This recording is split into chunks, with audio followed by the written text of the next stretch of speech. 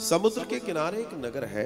इसमें वस्कल नाम का एक गांव है किनारे। वैदिक धर्म से विमुख महापापी, वैदिक धर्म से विमुख मतलब उल्टे, महापापी द्विज निवास करते हैं, मतलब ब्राह्मण निवास करते हैं, जो धर्म का पालन नहीं करते, जिनको बोला गया है कि तुम्हारा काम ये है, लेकिन वे नहीं करते।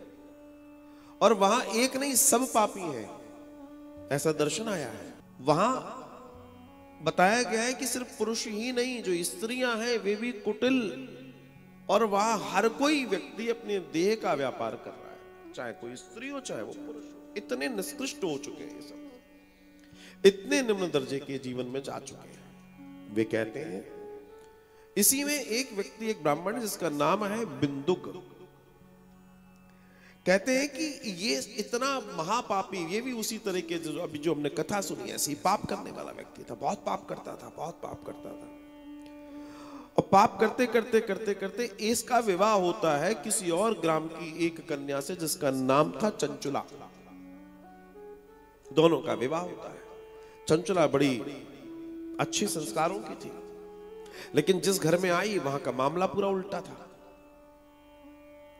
जो पति था वो सारे बुरे कर्म करने वाला था, और जो उसके ऊपर के लोग थे वो भी सब हाँ ठीक है। अब धीमे धीमे ये हुआ कि वो भी उस रंग में रंग गए, और रंगी ऐसी कि वो और 21, और दोनों के पाप महापाप इकट्ठे हो गए।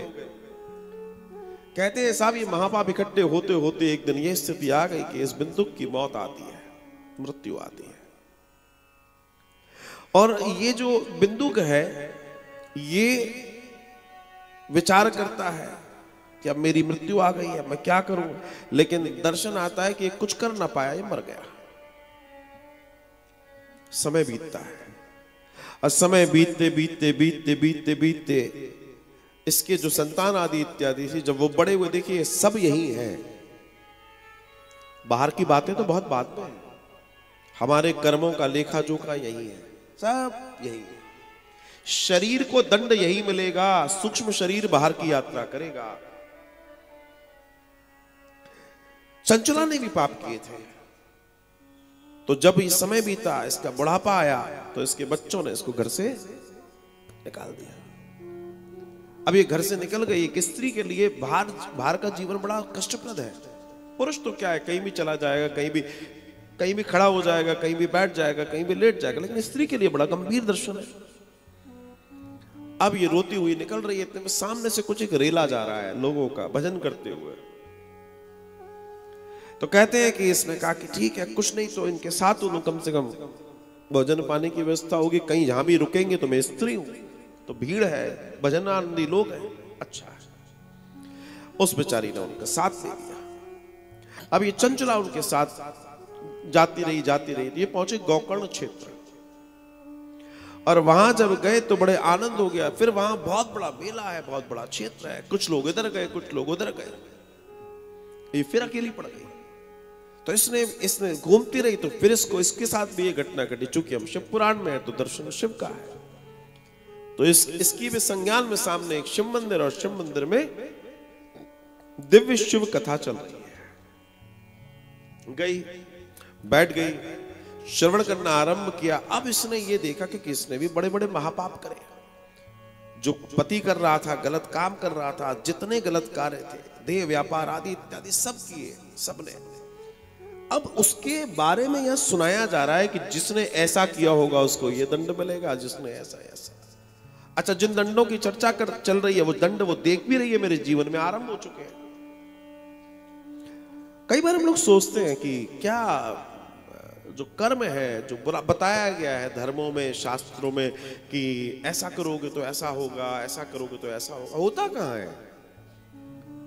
बताया गया है कि ऐसा करोगे तो वहां पर तेल के बड़े बड़े कढ़ाओं में डाल दिया जाता है, आंखों में शूल डाल दिए जाते हैं, शरीर को चीर दिया जाता है। ऐसे बहुत सारी चीजें गरुड़ पुराण के दर्शन में बता रहा हूं। पुराण तो सारी सुनना चाहिए, लेकिन गरुड़ पुराण जरूर सुनना चाहिए, और जितना ज्यादा हो सके उतना ज्यादा सुनना चाहिए। लेकिन समस्या यह है कि ज्यादातर लोग तभी सुन पाते हैं जब कोई मरेगा, और कोई अपना जाए तो सुन पाए, दूसरे के यहां क्या सुनने जाए। है? बात तो यही है ना।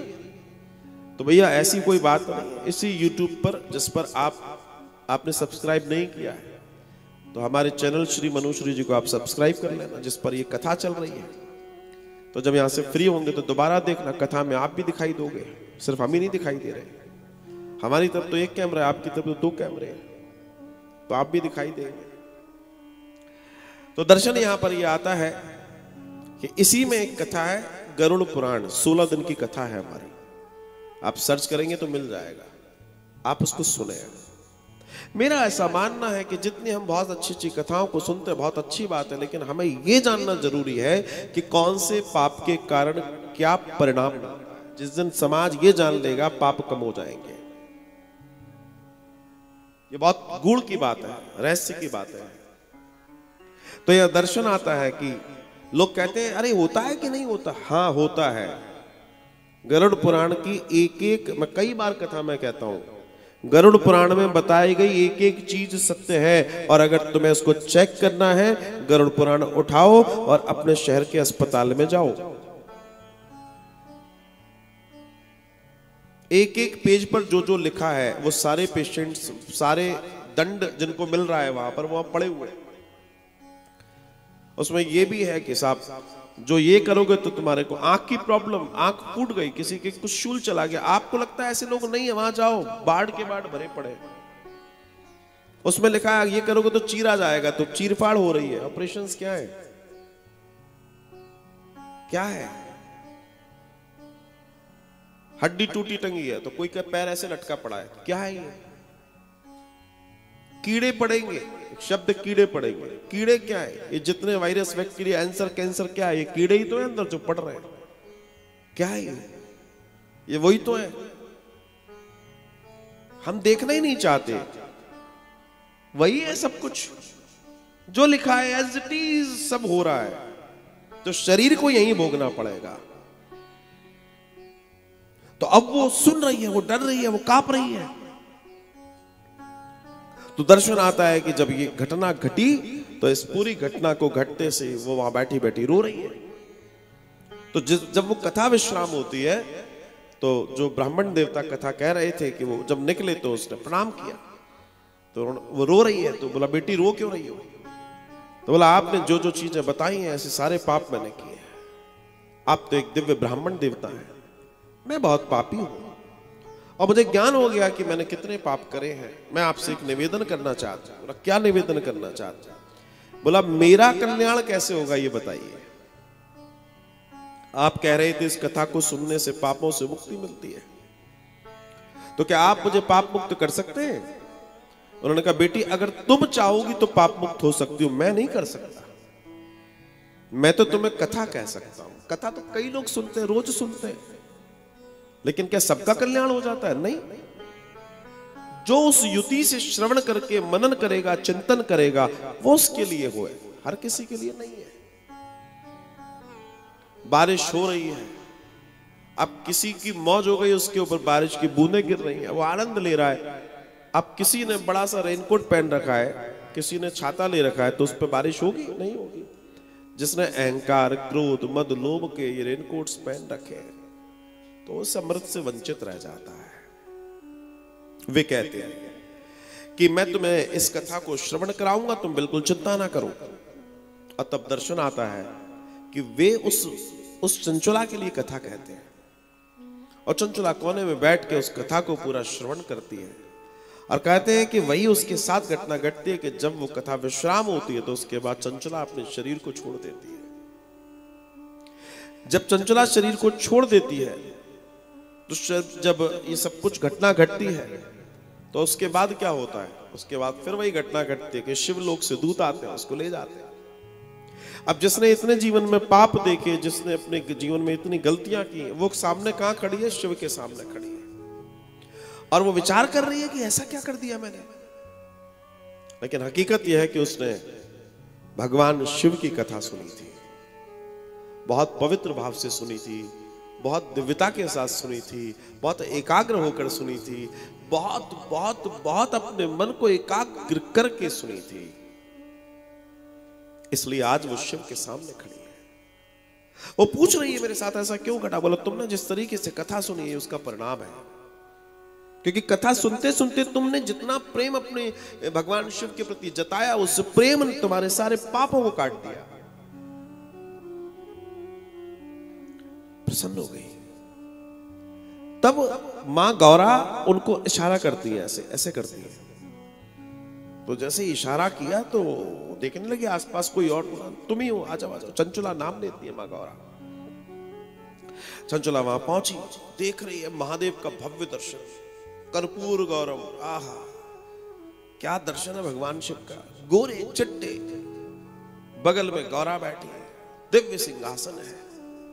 ऐसा लग रहा है कि इससे अद्भुत कुछ हो ही नहीं सकता। इतना सुंदर वो कैलाश है। दोनों बड़े प्रेम से बैठे हैं। मां गौरा ने जब बुलाया तो जाकर प्रणाम कर रही है। तो मां गौरा उसको देखकर कहती हैं कि मैं तुमसे खुश हूं। अभी चुपचाप खड़ी है, इसको क्या हिम्मत, क्या बोले ये। तो मां गौरा कहती है कि मैं तुम्हें अपनी सखी बनाना चाहती हूं, बनोगी? कल्पना के परे था। ये सोच रही है इतने पाप करने के बाद इतनी बड़ी कृपा, लेकिन कृपा तो वही है कि उसने कथा सुनी है, उसके अलावा तो इसने कोई ऐसा कार्य नहीं किया। तो मां गौरा ने अपनी सखी बनाया ऐसे, और जब ये सखी हो गई तो बड़े आनंद के साथ मां के साथ रहती। एक दिन चंचुला ने निवेदन किया भवानी से कि आप जगत जननी है, मैं आपसे कुछ जानना चाहती हूं। तो चंचुला से मां कहती है कि पूछ। तो वो कहती है कि मैंने अपने जीवन में, जब मेरा जो मायका था बहुत बढ़िया था, सारी चीजें ठीक थी, मुझे बताया था कि पति परमेश्वर होता है, और मैं वही जानकर ब्याही गई और मैं अपने पति को परमेश्वर जानकर जी रही थी।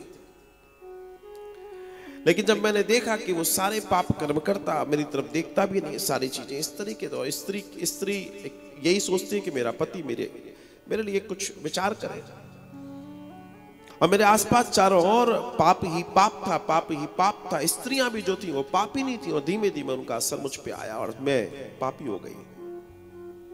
मैंने अनंत पाप करे, मैंने जितने पाप हो सकते हैं वो किए, मैंने अपने देह तक को बेचा। और ये सारी कहानी वो किसको बता रही है? भवानी को, जिसको सब मालूम है। वो कहती है उसके बावजूद तो आपने मुझ पर कृपा की, क्योंकि जब मैंने जानना चाहा तो पता पड़ा कि मैंने शिव कथा सुनी। अच्छी बात है, लेकिन हे मां, मैं आपसे बस इतना चाहती हूं कि मेरा पति अपने कर्मों से मारा गया, उसकी जो भी स्थिति है, लेकिन आप बता सकती हैं कि वो कहां है, उसकी स्थिति क्या है, मैं जानना चाहती हूं। भवानी बहुत प्रसन्न होती है। भवानी सोचती है कि देखिए इसकी पवित्रता देखो, कि आज इतने समय के बाद भी उस पति के चिंतन में है। तो वो कहती है कि तुम बिल्कुल चिंता ना करो, मैं तुम्हारे पति से तुम्हें मिलवाऊंगी। भवानी कह रही है। तो भवानी कहती है कि मैं तुम्हें तुम्हारे पति के पास भेजती हूं। तो पूछती है कहां है मेरे पति? बोला तेरा पति जो है वो एक भयंकर योनि में जा चुका है। कौन सी योनि है? पिशाच की योनि। तो बोला कहां रहते हैं? बोला विंध्याचल पर्वत पर रहता है। तो तू जा, मैं तैयारी करती हूं तेरे मिलवाने की। तो गंधर्व राज को बुलाती है मां भवानी, जिनका नाम है तुम्बरू। उनसे कहती हैं आप अपने विमान को लेकर जाइए और इस मेरी सखी को ले जाओ, और इसके पति जो पिशाच की योनि में उससे मिलो, और जाओ उसे भी शिव कथा सुनाना। अब तुम्बरू प्रसन्न है क्योंकि शिव कथा कहने का मौका मिला है। विमान से जाते हैं, विंध्याचल पर्वत पहुंचते हैं, वो आह्वान करता है तो सामने एक विडाल पिशाच खड़ा हो जाता है। शरीर उसका रक्त रंजित है, आंखें लाल हैं, बहुत भयानक दिखता है। उसके शरीर से बहुत गंध आ रही है। वो देखती है चंचुला, और गंधर्व कहते हैं ये तुम्हारे पति है। उनको देख के रोने लगती है। अब देख के रोने लगती है, स्त्री का दर्शन है, और वो याचना करती है, हे गंधर्वराज तुम्बरू, आप इनको इस योनि से मुक्त कीजिए। ये प्रेत बन गए, ये पिशाच की योनि है। तो ये कथा जब उन्होंने सुनाई तो वो उस पिशाच की योनि से मुक्त हुआ। हमारे पितर आवागमन में दुनिया भर के लोग हैं, कोई पूरा पक कर गया, कोई अपका चला गया। अर्थात मृत्यु के भी दो दो दर्शन हैं, एक होती है अकाल मृत्यु, एक होती है काल मृत्यु। काल मृत्यु कोई पूछता है अकाल और काल में अंतर क्या है, तो महाराज मैं इतना ही बता सकता हूं बहुत सरल शब्दों में कि एक फल जब किसी पेड़ में लगता है तो एक समय वो आता है कि पेड़ में टगा टगा वो पक जाता है, और पकने के बाद या तो वो खुद गिरता है या तोड़ लिया जाता है। इसको बोलते हैं काल। उसने अपने जीवन को जिया। और एक फल ये है कि आंधी आई और बहुत सारे कच्चे फल गिर रहे हैं, ये है अकाल। बस इतना सा दर्शन है। तो कई लोग अकाल गए, कैसे गए, क्या गए, उनकी मुक्ति बहुत जरूरी है। अगर कोई भी अकाल जा रहा है तो उसके लिए बहुत कुछ कर्म करने की जरूरत है, क्योंकि जो वो योनियां प्राप्त करने वाला है, प्रेत योनि आदि इत्यादि, बहुत खतरनाक योनि है, बहुत दुख देने वाली योनियां हैं। और ये पिशाच रो रहा है। तो कहते हैं कि भवानी ने कृपा करी, और जहां तुमरू साथ में है तो तुमरू कथा कहते हैं किसके निमित्त? उस पिशाच के निमित्त। कि ले सुन, उस पिशाच ने जब शिव महापुराण को श्रवण किया तो श्रवण करते से ही वो उस योनि से मुक्त होता है, एक दिव्य शरीर धारण करता है। कैसा शरीर? शिवलोक जाने वाला। तो शिवलोक जाने वाला शरीर कैसा होता है? शिव जैसा। जो विष्णु लोक जाएगा वो वैसे ही बन के जाएगा, जो मणिकद्वीप जाएगा वो देवी बनकर जाएगा। जो जिस रूप में जिस भी लोक में जाएगा उसका स्वरूप वैसा ही हो जाता है। तो दर्शन और भी दिव्य हुआ, और इस दिव्यता के साथ दोनों विमान में बैठते हैं और पहुंचते हैं, सामने भगवान के दर्शन होते हैं। उसका शरीर सुंदर कांति से जगमगा उठा और त्रिनेत्रधारी चंद्रशेखर स्वरूप हो गया, 3 नेत्रों वाले शिव के जैसा हो गया। बोले शंकर भगवान की जय।